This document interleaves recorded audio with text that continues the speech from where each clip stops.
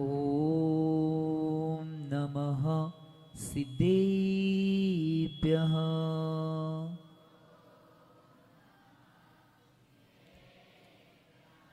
मंगलम भगवान वीरो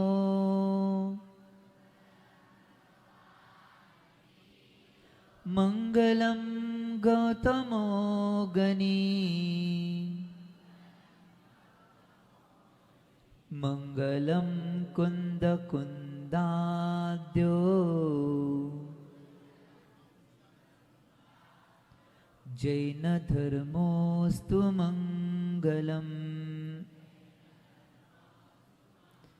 सर्वमंगल मांगल्यम सर्वकल्याणकारकम्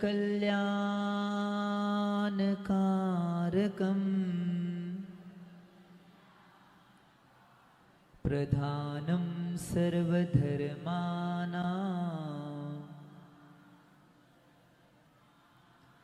जैनं जयतु शासनम्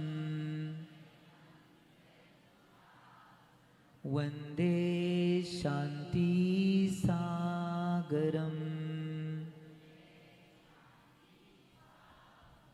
वन्दे विद्यासागरम्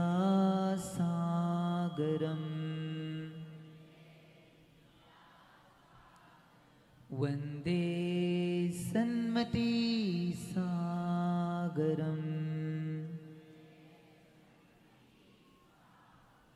जवलो 24 भगवान की जय हो। देवादेव गोमटेश्वर बाहुबली भगवान की जय हो। देवादेव मूलनायक आदिनाथ भगवान की जय हो। सिद्धांत शास्त्र की जय हो। 20वें सदी के प्रथमाचार्य चर्चगति समाधि सम्राट गुरुनाम गुरु आचार्य श्री शांति सागर जी महाराज की जय हो। संत शिरोमणि आचार्य गुरु श्री विद्यासागर जी महाराज की जय हो। प्रातस्मरणीय शांत मूर्ति बासलतनगर आचार्य गुरुदेव श्री सन्मत सागर जी महाराज की जय हो। परम पूज्य गुरुदेव श्री समदभद्र महाराज की जय हो। मम दीक्षा गुरु युवा स्मरण कांति रत्नाचार्य गुरु श्री चंद्रसागर जी महाराज की जय हो। परम पूज्य आचार्य गुरु श्री समय सागर जी महाराज की जय हो। परम पूज्य मुनि श्री विशाल सागर जी महाराज की जय हो। परम पूज्य मुनि श्री धवल सागर जी महाराज की जय हो। परम पूज्य मुनि श्री स्वभाव सागर जी महाराज की जय हो। परम पूज्य मुनि श्री उत्कृष्ट सागर जी महाराज की जय हो। अहिंसामय विश्व धर्म की जय हो। चलो परम पूज्य विदेश सागर महामुनि राज की समस्त आचार्य संघ की भव्यजी हो। आज या शिबिराचा प्रथम दिवस आणि या प्रथम दिवसाचं उद्घाटन समारोहामध्ये आपण सगळे उपस्थित आहात। सगळ्यांना शिबिरामध्ये आलेलाचा आनंद आहे। इथं बसलेल्या स्वयंसेवकांना तात्या भयांच्या सहित सगळ्यांना आनंद आहे की या शिबिराचं संयोजन बाकीच्या गोष्टी उत्कृष्ट पद्धतीने करले।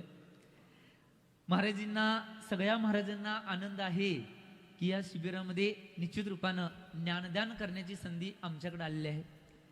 परंतु मी एकमेव असा आहे की सगळ्यात जास्त आनंद मला आहे। का सांगू?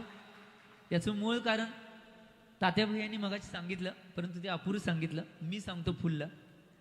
तर या शिबिराची फलप्राप्ती अशी आहे की आज बऱ्याच लोकांना, बऱ्याच प्रतिमाधारी विद्वान ब्रह्मचारी आणि बऱ्याच वेगवेगळ्या क्षेत्रातील लोकांना घडवण्याचं काम या आचार्य भगवान विद्यासागर महाराजांच्या आशीर्वादाने जे चालणारं सम्यक दर्शन ज्ञान शिबिर आहे याच्या माध्यमातून झालेलं आहे। म्हणून मला आनंद आहे। कारण की तुमच्या समोर मी जे बोलालोय 2007ला तर मी काही शिबिरामध्ये नव्हतो पूर्वाश्रममध्ये। 2008ला रंगीत कपड्यामध्ये या शिबिराचा प्रवास चालू झाला माझा। 2008ला रंगीत कपड्यात होतो। 2009 साली बाल ब्रह्मचारी होऊन आलो। 2010 साली ऐलक अवस्थेत आलो आणि त्यानंतर तात्याबाईंनी सांगितले की हे शिबिर काही कारणास्तव स्थगित झालं आणि आता 14 वर्षाच्या वनवासानंतर हे परत शिबिर आचार्य भगवान दोय आचार्य भगवंतांच्या आशीर्वादाने चालू झालंय आणि त्यामध्ये चढत्या क्रममध्ये मी दिगंबर रूपामध्ये इथं उपस्थित आहे। या शिबिराची फलप्राप्ती आहे। माझ्याबरोबर 2008 साली पूज्य मुनिश्री स्वभाव सागर सुद्धा पूर्वाश्रममध्ये शिबिरमध्ये होते। आज सुद्धा ते मुनिश्री रूपामध्ये शिबिरमध्ये आहे. आज असे बरेच गोष्टी आहेत की मी या एक दोन गोष्टी सांगत नाही. आम्ही फक्त या व्रती विभागातील आणि त्यागी विभागातील सांगितलं. असे बरेच विद्यार्थी असे आहेत की आज विदेशामध्ये सुद्धा या शिबिरातून गेलेले विद्यार्थी कार्यरत करतायत. आपलं कार्य उत्कृष्टतेनं काम करण्याचा प्रयत्न असे विद्यार्थी करल्यात, ते तुम्हाला माहीत नसेल आणि ते सांगण्याची वेळ नाही. पहिला मला एवढंच सांगायचं आहे की शिबिरार्थ्यांना आणि शिबिरार्थींच्या आई वडिलांना पहिला सांगायचं आहे मूळ करून. मला बाकीचं जास्त काही बोलायचं नाही, वेळ बी कमी आहे आपल्याला. शिबिरार्थ्यांना असं बोलायचं असेल की या शिबिरामध्ये आल्यानंतर निश्चित रूपानं तुम्ही जेवढ्या तन मन आणि धनानं, धन राहून दे सोडा, धनाची व्यवस्था बालब्रह्मच्या तात्या भैया आणि त्यांच्या टीमने तयार केल्या. तुम्ही शिबिरार्थींनी फक्त तन आणि मन निश्चित रूपाने इथं ठेवून जेवढ्या शिबिरातल्या ज्या ऍक्टिव्हिटीज पूर्ण होतात, जे क्लासेस होतात, ते व्यवस्थित रूपानं पार पडा. निश्चित रूपानं मी तुम्हाला पोच पावती देतो की जो कोणी तन मन या दोन्ही कार्यानं या शिबिरामध्ये 100% इन्व्हॉल्व होईल, निश्चित रूपानं तो इथं येऊन बसेल. काय म्हणाले? मी एक दिवस नुसता तन आणि मन दिलं तर सोडा, 10 दिवस देऊ शकलो नाही. ते एक दिवसाचं फल मी इथे येऊन बसलो. त्यामुळे तुम्ही चिंतन करा.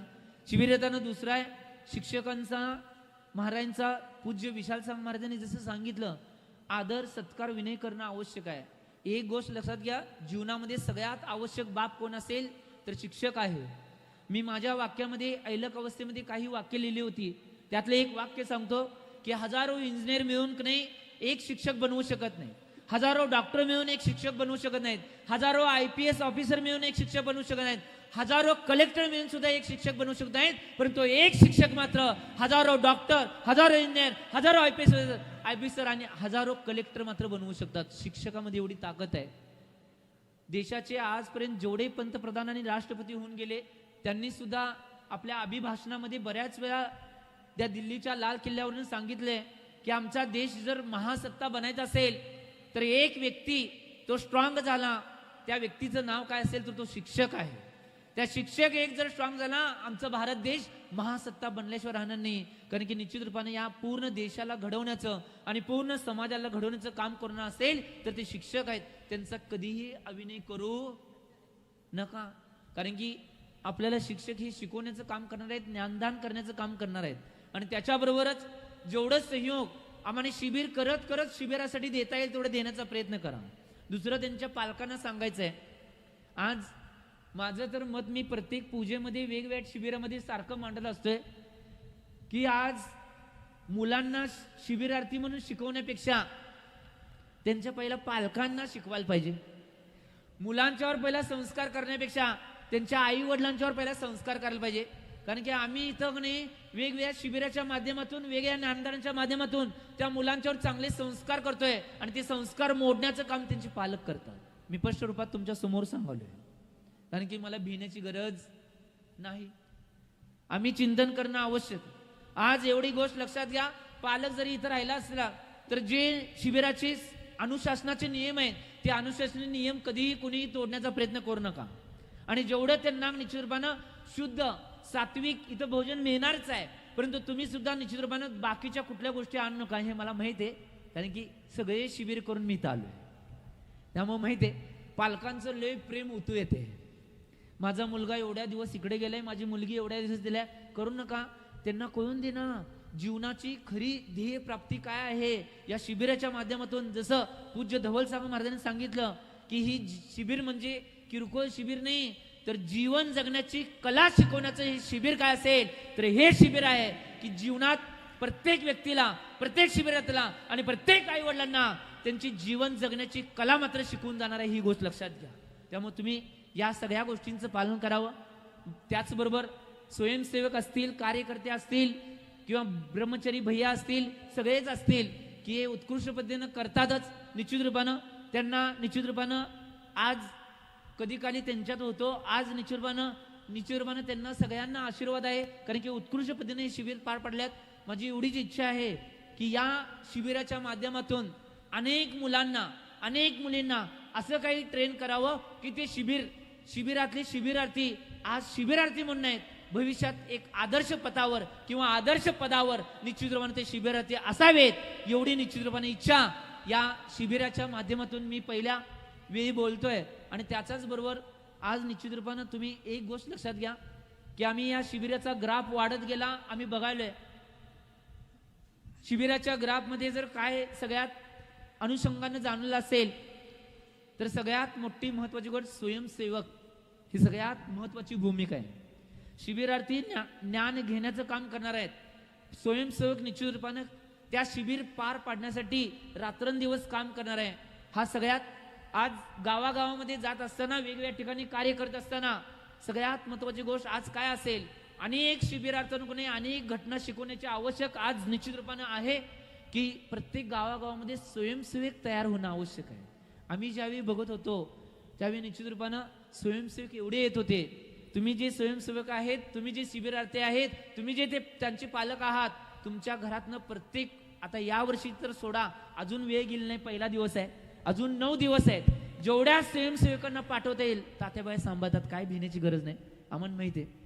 त्यामुळे एक गोष्ट लक्षात घ्या, जेवढ्या स्वयंसेवकांना पाठवता येईल पाठवा, कारण की ही बी कार्य सगळ्यात आवश्यक आहे. एक काळ असा होता की स्वयंसेवकने ज्यावेळी कार्य करत होता आणि शिबिर पार पडत होतं, शिबिर पार पडल्यानंतर स्वयंसेवक एकमेकांच्या गळ्यात पडून ढसा रडायचे. आम्ही स्वतः अनुभवलेली गोष्ट सांगावली. अक्षरशः ढसा रडायचे की खरोखर आपण स्वयंसेवक म्हणून काम केलेलं आहे, हे काम करून जात असताना आम्हाला आता दुःख व्हायलंय की निश्चित रूपानं हे काम पूर्ण झालेलं आहे, आम्ही आमच्या घरला जायला नको वाटाले, म्हणून त्यावेळी स्वयंसेवकदा एका म्हणजे गळे घरून रडायचे. आज निश्चित रूपानं स्वयंसेवकांची सुद्धा आवश्यकता आहे. तुम्ही निश्चित रूपानं तुमच्या गावामध्ये सगळ्यांनी जाऊन हा मेसेज पोचवावा, कारण की एक गोष्ट लक्षात घ्या, इथले जे स्वयंसेवक आहेत ते निश्चित रूपानं पैशानं कधी आजपर्यंत काम केलं नाहीत, भविष्यात सुद्धा काम करणार नाहीत, की आपल्या निश्चित रूपानं अंतरंगातल्या आत्मविशुद्धीसाठी आणि भविष्यासाठी निश्चित रूपानं जे कार्य करायचं त्या कार्यासाठी कार्य करतात. कारण की कायम स्वरूपी एका नीतिकाराने एका ठिकाणी एक 4 पंक्ती सुंदर लिहिल्या आहेत कि खुदा का बंदा बनना आसान है लेकिन खुद का बंदा बनना बहुत कठिन है. खुदा का बंदा बनना आसान है, खुद का बंदा बनना बहुत कठिन है. स्वयंसेवक बनना आसान है लेकिन स्वयं का सेवक बनना बहुत कठिन है.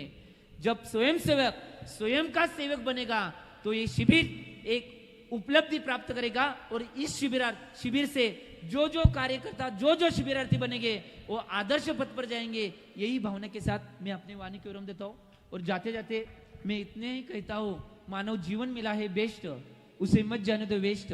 मानव जीवन मिला है बेस्ट, उसे मत जाने दो वेस्ट. पाप को दो रेस्ट, अपने आप की कर लो टेस्ट. पाप को दो रेस्ट, अपने आप की कर लो टेस्ट.